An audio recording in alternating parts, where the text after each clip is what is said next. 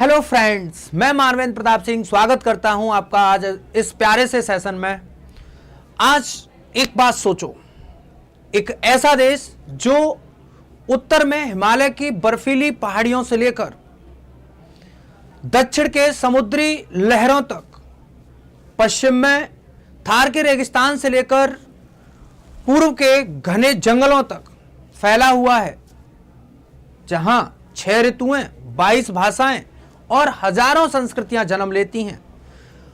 ऐसी जो संस्कृतियां जिनमें बहुत प्रकार की डाइवर्सिटी है और इन्हीं डाइवर्सिटी से बहुत सारे क्वेश्चंस पूछे जाते हैं। अब यहां पर जब ये क्वेश्चंस पूछे जाते हैं, यही एग्जाम को फाइट करने में बहुत मदद करते हैं। उन्हीं क्वेश्चंस को सॉर्ट आउट करने के लिए मैं मानवेंद्र सिंह आज आपको पढ़ाऊंगा एक देश के बारे में, और वो देश है हमारा प्यारा गौरवशाली देश भारत देश। तो स्टार्ट करते हैं अपने भारत देश के बारे में, जहां से कई सारे क्वेश्चंस पूछे जाते हैं। भारत को समझने के लिए सिर्फ हमें मैप को देखना ही नहीं होता, बल्कि इसे समझना भी होता है। तो प्यारे बच्चों, यहां पे आज हम समझेंगे अपना प्यारा भारत देश कहां पे स्थित है, कौन कौन से देश इसके साथ बाउंड्री बनाते हैं। ऐसे सारे क्वेश्चंस इसमें पूछे जाते हैं। इस विश्व में भारत कहां स्थित है, जिस तरीके से हम अपने आप को इंट्रोड्यूस करते हैं किसी के सामने, वैसे ही भारत का भी एक अपना इंट्रोडक्शन रहता है। तो आज के टॉपिक का नाम होगा भारत का परिचय, जिसमें आप देखेंगे बहुत सारी चीजें। जैसे सबसे पहले आप देख रहे हैं भारत के नाम, यानी नेम ऑफ इंडिया। क्या क्या है भारत के नाम, तो यहां पे भारत के नाम देखते हैं। देखिए अपने प्यारे भारत के नाम, तो यहां पे भारत के नाम सबसे पहले आपको देखने को मिल रहे हैं। तो यहां पे सबसे पहला नाम आपको देखने को मिला, जिसका नाम क्या है, तो जिसका नाम है इंडिया। भारत का नाम क्या है, इंडिया। अब क्वेश्चन ये आता है कि भैया ये तो चीज हमें पता है कि भारत का नाम इंडिया है, हिंदुस्तान है, लेकिन ये नाम कैसे पड़े, क्यों पड़े, इन चीजों को समझना भी हमारे लिए बहुत महत्वपूर्ण होगा। तो यहां पे हम बात करते हैं किसकी, इंडिया की। अब देखिए आपने एक शब्द यहां पे देख पा रहे होंगे, जिसका नाम क्या है, यूनानी अर्थात ग्रीक्स। कहने का मतलब यहां पे सीधा सा है कि इंडिया जो नाम दिया था, ये किसने नाम दिया है, तो ये यूनानियों ने दिया है। किसने दिया है, यूनानियों ने। अब ये इंडिया नाम जो यूनानियों ने दिया, भाई ये कैसे दे दिया इन्होंने, तो इस बात को समझते हैं। यहां पे इस बात को समझने के लिए हमें थोड़ी सी करनी होगी मैपिंग। चलिए उत्तर भारत की ओर चलते हैं।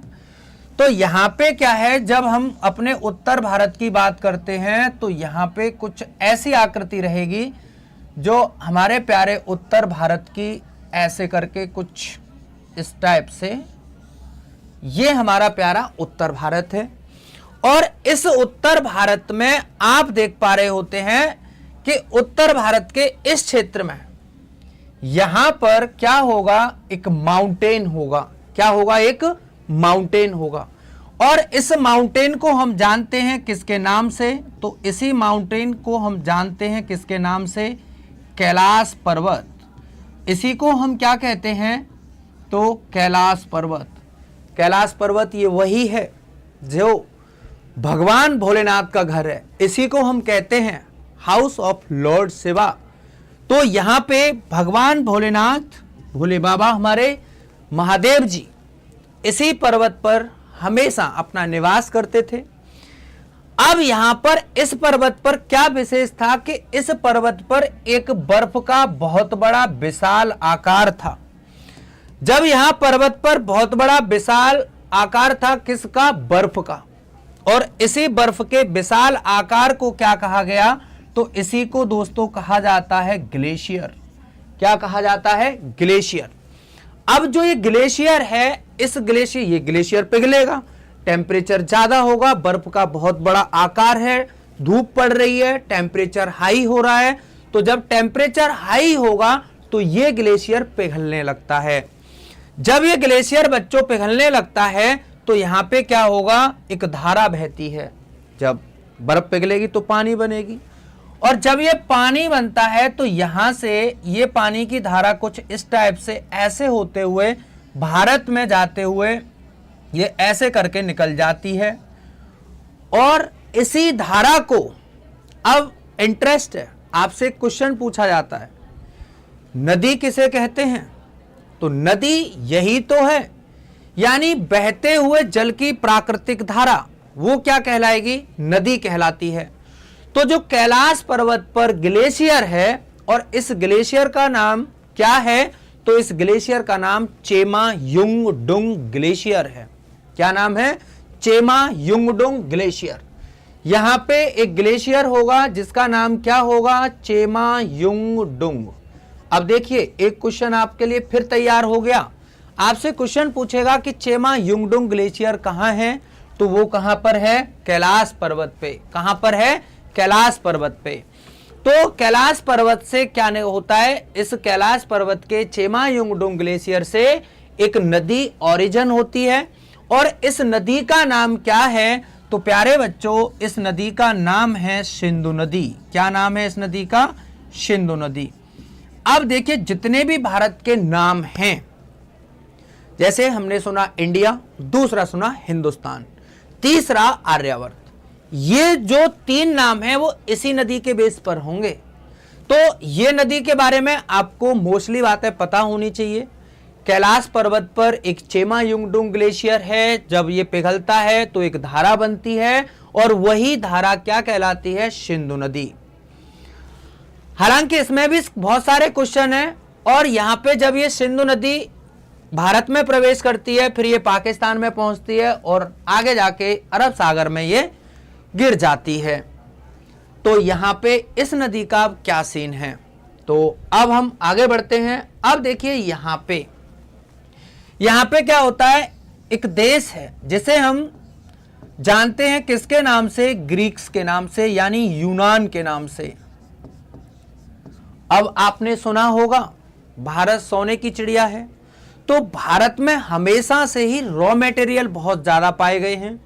इन्हीं रॉ मटेरियल का यहाँ पे बिजनेस करने के लिए, व्यापार करने के लिए कभी यूनानी आए, कभी पुर्तगाली आए, कभी डच आए, कभी फ्रांसीसी आए, कभी अंग्रेज आए, और अंग्रेजों ने तो वो हाहाकार मचा दिया था, वो आप सब लोग जानते ही हैं। तो यहाँ पे ये यूनानी लोग इसी रॉ मटेरियल को लेने के लिए भारत में आ रहे थे। तो जब ये भारत में आए, ये यहां पर आ चुके हैं, कहां पर, सिंधु नदी के किनारे। ये कौन है, तो ये हैं यूनानी। अब यूनान से आ रहे हैं, यूनान से जब ये यहां तक, ये सब पहले भारत ही था, अफगानिस्तान, पाकिस्तान, ये सब भारत था। अब जब ये लोग यहां आ जाते हैं और यहां आकर ये सिंधु नदी के आसपास अपने रॉ मटेरियल को खोजते हैं। अब इनसे पूछा गया, भाई तुम कहां हो? इन्होंने कहा, भाई साहब अब हमारी तरह तो ये नहीं बोल पाएंगे, हम नॉर्मली बोल देते हैं सिंधु नदी। इन्होंने कहा, हम इंडु नदी पर हैं। अब जैसे हमारे वृंदावन में किसी अंग्रेज को छोड़ दिया जाए और उससे कहा, भाई राधे राधे बोलो, राधे राधे राधे करेगा ना, ऐसे ही इनका था। जो इनका शब्द उच्चारण था, वो शब्द उच्चारण राधे राधे की तरह यहां पर सिंधु नदी नहीं था। इन्होंने सिंधु नदी को क्या कहा, तो सिंधु नदी को इन्होंने क्या कह दिया, तो इन्होंने कह दिया इंदु नदी। क्या कहा, इंदु नदी। तो इंदु नदी के आधार पर अब इन्होंने नाम एक नया दिया हमें, इंडिया। क्यों? क्योंकि इंदु नदी के आसपास जो लोग निवास कर रहे थे, जिनका अपना खुद का एक सिविलाइजेशन था, एक सभ्यता थी, और वो सभ्यता किस नाम से जानी गई, तो वही जानी गई इंडिया। इंडिया का मतलब इंडिया। और हमारा एक कॉन्क्लूजन निकल के आया इस बात से कि जो इंडिया का नाम था वो इन्हीं ने दिया था। इन्हीं का मतलब यूनानियों ने। अब यहां पर क्वेश्चन बनते हैं तीन। पहला क्वेश्चन है कि इंडिया को इंडिया नाम किसने दिया? तो इंडिया नाम किसने दिया, तो हम यहां पे बात कर चुके हैं। तो इंडिया नाम दिया था किसने? यूनानियों ने। कमेंट करिएगा, किसने नाम दिया था? यूनानियों ने। अगर आपसे क्वेश्चन पूछता है कि इंडिया नाम किस नदी के आधार पर है, तो कौन सी नदी के आधार पर है दोस्तों? तो सिंधु नदी के आधार पर इन्होंने सिंधु नदी को क्या नाम दिया था? इंदु नदी। आई होप आप समझ गए होंगे। सेम इसी टाइप से यहां पे एक और पड़ोसी देश ने देखा कि भाई साहब यूनानी तो भारत से रॉ मटेरियल लेके जा रहे हैं और ये अब बहुत बड़ा व्यापार कर लेंगे, तो क्यों ना हम भी यहां से रॉ मटेरियल लेने चलें। चलो भाई साहब, फ्री का चंदन घिस मेरे नंदन, क्योंकि हम ठहरे भारतीय। भाई कर भला तो हो भला, तुम ले जाओ, हमें कोई आपत्ति नहीं है। आज की डेट में आके दिखाओ और लेके जाओ फ्री फंड में, नहीं, क्योंकि हमारी सिविलाइजेशन तब परोपकारी सिविलाइजेशन थी और उस समय पैसे वैसे का सीन भी नहीं चलता था। हमारे यहाँ पे वार्टर सिस्टम था, यानी वस्तु के बदले वस्तु, पैसे का यहाँ पे उल्लेख नहीं था। तो अब यहां पर जो एक और पड़ोसी देश था जिसे हम जानते हैं किसके नाम से, तो यहां पर एक और देश आता है जिसे आज के डेट में हम ईरान कहते हैं, और इन्हीं को पहले क्या कहा जाता था, तो पारसी या फिर पर्शिया। यहां पर जब ये पर्शिया हुआ करते थे तो इन्होंने भी यूनानियों की तरह कहा कि भाई साहब हम भी चलते हैं। उन्होंने कहा चलो ना, टेंशन किस बात की है। ये भी आए महोदय। जब ये महोदय यहां आए तो ये भी यही नदी के किनारे रुक गए, क्योंकि नदी के किनारे क्या था, सिविलाइजेशन थी, और सिविलाइजेशन के साथ साथ क्या था कि यहीं पर रॉ मटेरियल थे। हालांकि एक भारत में बहुत बड़ा पठार है जिसको हम जानते हैं दंडकारण्य के पठार के नाम से। जी हां दोस्तों, ये वही पठार है जहां पर भगवान राम ने सबरी के झूठे बेर खाए थे। दंडकारण्य के पठार पर ही उसकी कुटिया थी। तो यहां पे आध्यात्मिक भी है इसमें कुछ। तो जो ये हम भूगोल पढ़ रहे हैं ना, इस भूगोल को कई सारी चीजों से रिलेट भी किया गया है, और वास्तविक रूप से ऐसा नहीं है कि आनन फानन में चीजें उठाई और लगा दी, नहीं, भगवान राम भी इसमें शामिल हैं हमारे। तो यहां पे क्या हुआ था कि जब ये लोग आए यहां पे, तो अब ये भी तो कुछ कहेंगे। अब देखो ब्रिटेन में MOTHER, आपने देखा होगा कि अगर MOTHER लिखा हुआ है तो मैं इसे क्या पढ़ूंगा, बोले मदर पढ़ूंगा, ठीक है। लेकिन मैं ठहरा अमेरिकन, अब मैं इसे क्या प्रोनाउंस करूंगा, भाई मैं तो करूंगा इसे मॉथर, यानी शब्द वही है, प्रोनाउंस अलग अलग हैं। तो यहां पे मदर को मॉथर कहा, ठीक है, थोड़ा अजीब सा लग रहा होगा मॉथर, लेकिन भाई साहब अमेरिकन इंग्लिश है, तो इंग्लिश के भी फैक्ट हैं। सेम इसी टाइप से यहां पे भी क्या रहा कि ईरानियों ने भी जब इस सिंधु नदी को प्रोनाउंस किया, तो यहां पे इन्होंने क्या प्रोनाउंस किया, तो इसको प्रोनाउंस कहा हिंदू नदी। कौन सी नदी, हिंदू नदी। इनके भी प्रोनाउंस में दिक्कत। अब हिंदू नदी के आसपास जो सिविलाइजेशन है, वो सिविलाइजेशन कौन सी है, तो उस सिविलाइजेशन को नाम दिया गया हिंदुस्तान सिविलाइजेशन। कौन सी सिविलाइजेशन, हिंदुस्तान।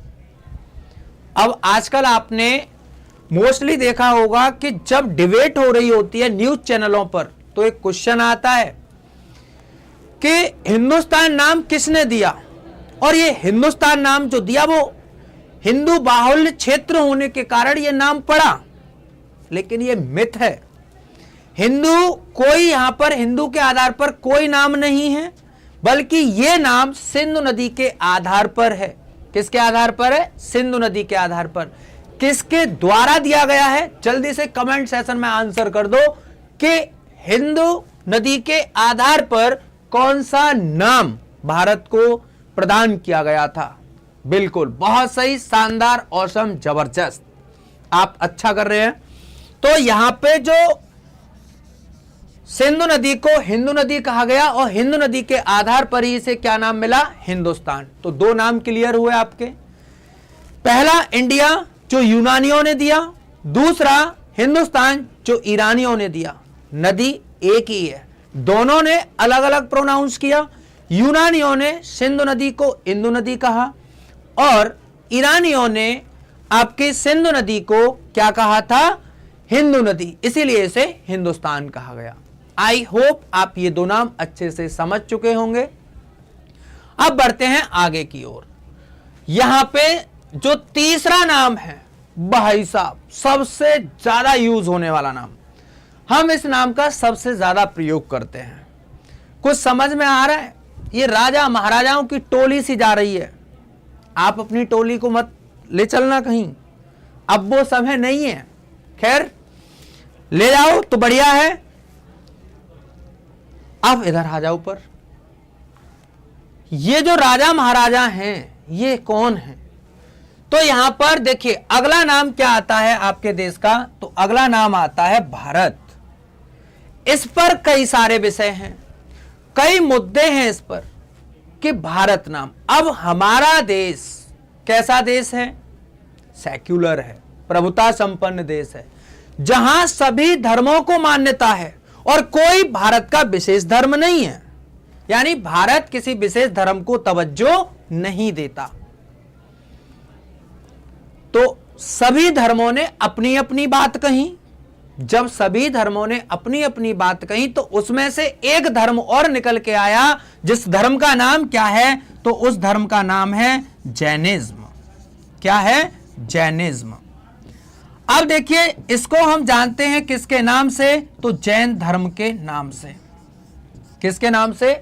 जैन धर्म के नाम से। अब जैन धर्म की जो स्थापना की थी, तो आप आंसर करें, who was the stabiliser of Jainism? इसके दो क्वेश्चन है। जैनिज्म यानी जैन धर्म की स्थापना किसने की? तो देखो यहां पे बिल्कुल बिल्कुल बहुत सही, लेकिन एक क्वेश्चन इसमें गलत, आंसर गलत आया है। तो इसके अगर स्टेबलाइजर की अगर हम बात करें तो संस्थापक, तो इसके संस्थापक कौन है? तो ऋषभदेव हैं। कौन है? ऋषभदेव। अब यहां पे जो स्थापना की है वो प्यारे साथियों किसने की है? ऋषभदेव ने। लेकिन अगर आपसे पूछा जाए कि वास्तविक संस्थापक कौन है इसके, वास्तविक रियल फाउंडर, तो वास्तविक संस्थापक कौन है? तो ये वही हैं जिन्हें हम जानते हैं किसके नाम से? महावीर स्वामी। किसके नाम से? महावीर स्वामी, जिन्हें भारतीय इतिहास में निर्ग्रंथ कैवलिन जिन के नाम से भी जाना गया है। तो यहां पे जो ये ऋषभदेव हैं, ऋषभदेव के पुत्र हुआ करते थे कितने? 2। अब यहां पे ऋषभदेव के जो पुत्र हुआ करते थे, तो ऋषभदेव के बच्चों कितने पुत्र थे? 2 पुत्र थे। ऋषभदेव के जब 2 पुत्र थे, तो ऋषभदेव के 2 पुत्रों की अगर हम बात करेंगे, वो ऋषभदेव के 2 पुत्र कौन कौन से हैं? तो एक है गोमटेश्वर। कौन है? गोमटेश्वर। गोमटेश्वर ऐसा माना जाता है कि इनकी भुजाओं में 100 हाथियों का बल था। समझ रहे हो ना? 100 हाथियों का बल, यानी ये बाहुबली थे उस समय। और इसी बाहुबली होने के कारण एक और क्वेश्चन बनता है यहां से कि इनकी मूर्ति कहां पर है? तो इनकी मूर्ति कहां पर है? तो श्रवणबेलगोला। भाई साहब क्वेश्चनों की तो लाइन लग जाएगी। श्रवणबेलगोला। और मौर्य वंश में अगर हम हिस्ट्री में पहुंचे मौर्य वंश में, तो मौर्य वंश के किस शासक की मृत्यु श्रवणबेलगोला में हुई थी? तो मौर्य वंश के संस्थापक चंद्रगुप्त मौर्य की हुई थी। आनंद आ रहा है ना? हिस्ट्री भी कवर हो रही है, पॉलिटी की भी चीजें आ रही हैं, ज्योग्राफी हमारा चल ही रहा है। तो यहां पे गोमटेश्वर की मूर्ति कहां पर स्थापित की गई थी? तो यह की गई थी श्रवणबेलगोला में। सर श्रवणबेलगोला कहां है? रो क्यों रहा बच्चे? श्रवणबेलगोला कर्नाटक में। कैसी बात कर रहा है? बहुत यहां पे टेंशन मत लो, इजी बना के पढ़ाऊंगा। कर्नाटक के श्रवणबेलगोला में इसकी मूर्ति स्थापित की गई। इसका दूसरा बेटा कौन था? तो दूसरा बेटा था भरत। क्या था? भरत। अब भाई ये तो बाहुबली हैं, ये आध्यात्मिक व्यक्ति हैं। अब आध्यात्मिक व्यक्ति होने के नाते जब जैन ग्रंथ लिखे गए तो जैन ग्रंथों में उल्लेख किया गया कि इस देश का जो नाम है वो ऋषभ देव के दूसरे पुत्र भरत के नाम पर है। जैन ग्रंथ क्या कहलाते हैं? एक और क्वेश्चन। सर आज तो आपने क्वेश्चन आंसर भी तो बता रहा हूं ना। तो यहां पे जो भरत है ना, ऋषभदेव के दूसरे पुत्र हैं, आध्यात्मिक है। तो जो जैन ग्रंथ लिखे गए जिन्हें क्या कहा गया? जिन्हें आगम कहते हैं बेटा। क्या कहते हैं? आगम। एक और क्वेश्चन, जैन ग्रंथों को क्या कहा जाता है? आगम कहा जाता है। मानवेंद्र सर ने बता तो दिया। तो यहां पे आगम में कहा गया है कि इनके नाम पर भारत का नाम भारत पड़ा। लेकिन ट्विस्ट समझो, जल्दी आओ, कमॉन जल्दी आओ। तो यहां पे ऐसा नहीं है, यह सिर्फ एक धर्म मानता है। क्या इसको इतिहासकार मानते हैं? क्या यह सार्वभौमिक है? नहीं। सार्वभौमिकता क्या है? तो सार्वभौमिकता यह है जो यहां पर है, राजा भरत के नाम पर। अब ये राजा भरत कौन है? तो राजा भरत वही हैं जो दुष्यंत और शकुंतला के पुत्र थे, और ये वो पुत्र थे जिन्होंने अपनी बाल्यावस्था में शेर के दांतों को गिन दिया था। साथ में ही आज की डेट में आप देखते होंगे कि अगर आपके सामने एक बढ़िया सा डॉगी आ जाए ना, चले जाओगे घर, दांत गिनना तो बड़ी बात है। तो ये वो भरत हैं जिन्होंने बाल्यावस्था में शेर के दांत गिन दिए, और ऐसे वीर बालक की बहादुरी के किस्से इतिहास में दर्ज किए गए, और इतिहास ऐसा बना कि उसी बच्चे के नाम से आज हम अपने देश को जानते हैं। किस नाम से? भारत के नाम से। बात समझ गए? तो यहां पे ऐसे वीर गाथाओं के आधार पर हमारे भारत देश का नाम भारत राजा दुष्यंत और शकुंतला के पुत्र के नाम पर पड़ा। समझ गए होंगे? हिंदुस्तान मेरी जान, भारत है मेरा महान। चलिए अब एक और नाम है। सर कितने नाम है? टेंशन क्यों ले रहे हो? सारे नाम आपकी उंगलियों पर होंगे। प्राचीन नाम, इससे भी पहले।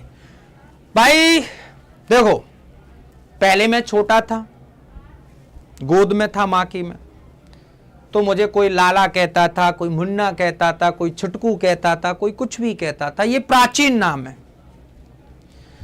जब मैं बड़ा हुआ, मेरा नाम जो वास्तविक था उस नाम से जाना गया, लेकिन मेरा नाम बड़ा है। बाबा से मेरा नाम नहीं लिया जाता, बाबा ने मेरा शॉर्ट नाम कर दिया। अब वो शॉर्ट नाम से मेरे मोहल्ले पड़ोसी वाले जानते हैं मुझे, लेकिन जहां मेरा ऑफिस है, जहां मैं काम करता हूं, जहां मैं पढ़ने जाता हूं, वहां सब मुझे मेरे वास्तविक नाम से जानते हैं। तो अब मेरा प्राचीन नाम लाला मुन्ना होगा या नहीं होगा? वर्तमान नाम मानवेंद्र प्रताप सिंह। समझ रहे हैं ना? ऐसे आपके भी होंगे, किसी का सिंकू, पिंटू, सैंकी, सैंडी, ऐसे भी नाम होंगे। लेकिन विद्यालय में मृदुल वर्मा,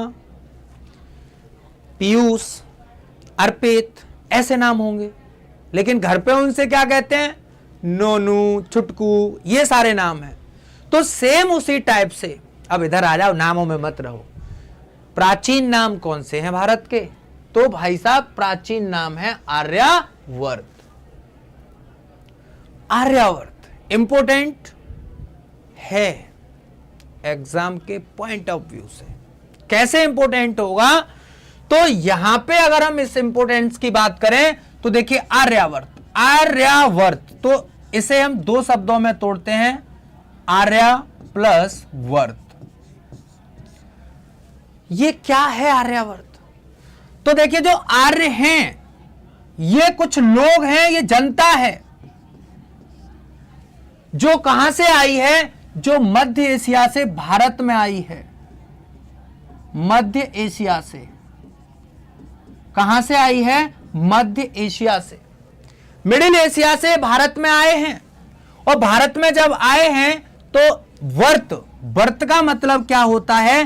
तो इसका अर्थ क्या होगा लाडलो? तो इसका अर्थ होगा क्या? भूमि।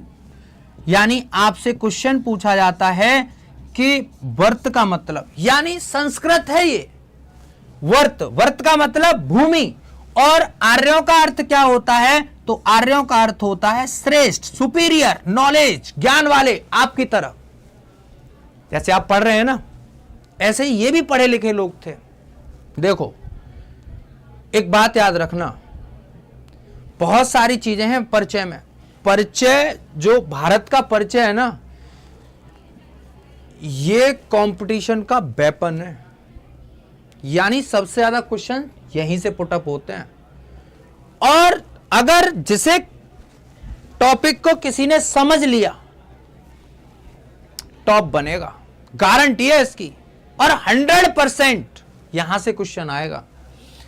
तो यहां पे जो आर्यावर्त है, ये आर्यावर्त दो शब्दों से मिलकर बना। आर्यों का अर्थ होता है श्रेष्ठ, वर्त का मतलब होता है भूमि। आर्य कौन थे? तो ये लोग थे। कहां से आए थे भारत में? मध्य एशिया से। मध्य एशिया कहां पड़ता है भाई? कजाकिस्तान, किर्गिस्तान, उज्बेकिस्तान, ये जो क्षेत्र हैं ये मिडिल एशिया के क्षेत्र हैं। यहीं से ये लोग भारत में आए। इनका क्या काम था भाई साहब? पशुओं का पालन करना, कृषि करना। अब ये लोग चलते फिरते रहते थे, तो इसी उद्देश्य से ये भारत आए थे। और जहां भारत में आए, जब ये जिस भारत में आए थे, तो उत्तर पश्चिम में इन्होंने क्या किया था? तो उत्तर पश्चिम में इन्होंने अपना निवास किया।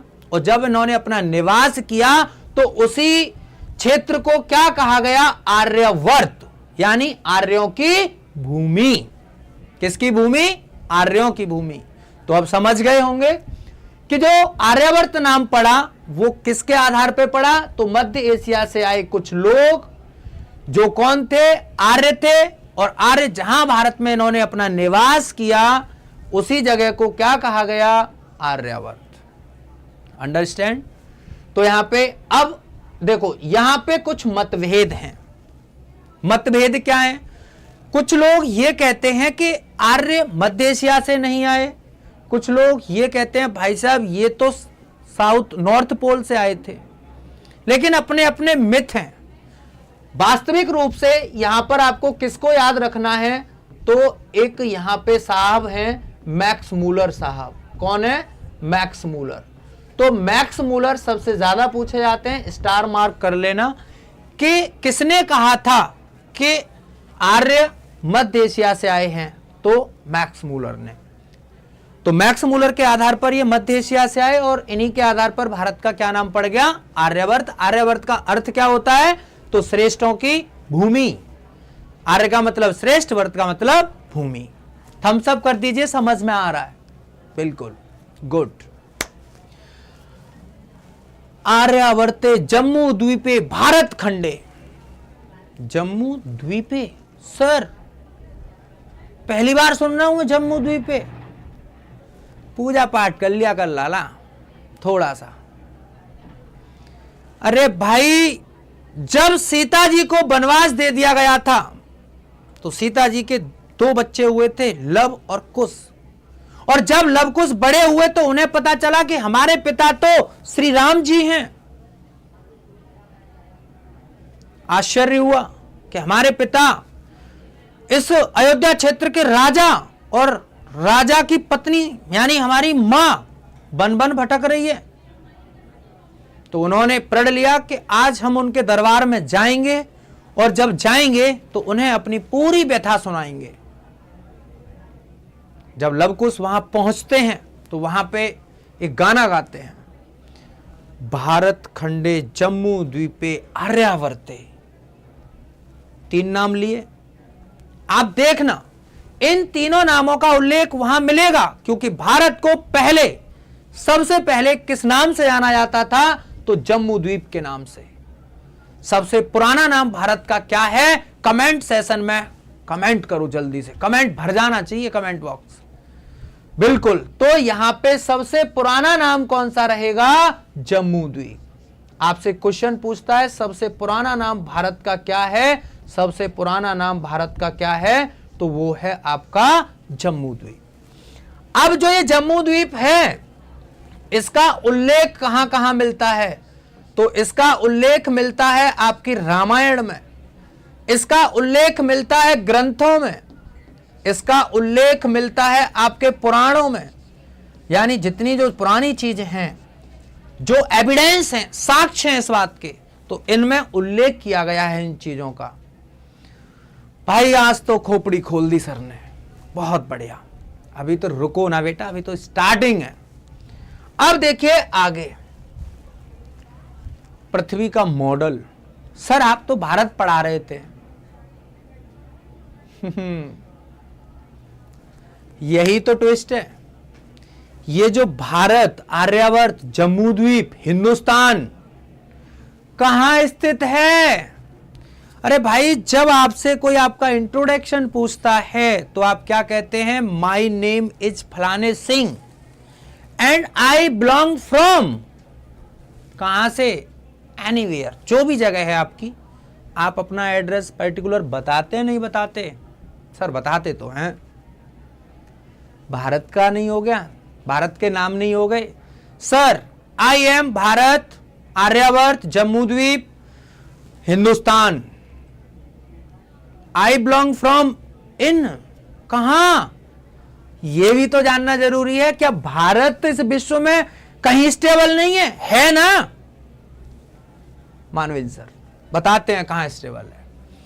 तो अगर हम जब किसी देश की लोकेशन को बताते हैं तो उसके लिए हमें एक जरूरत होती है, एक चीज की।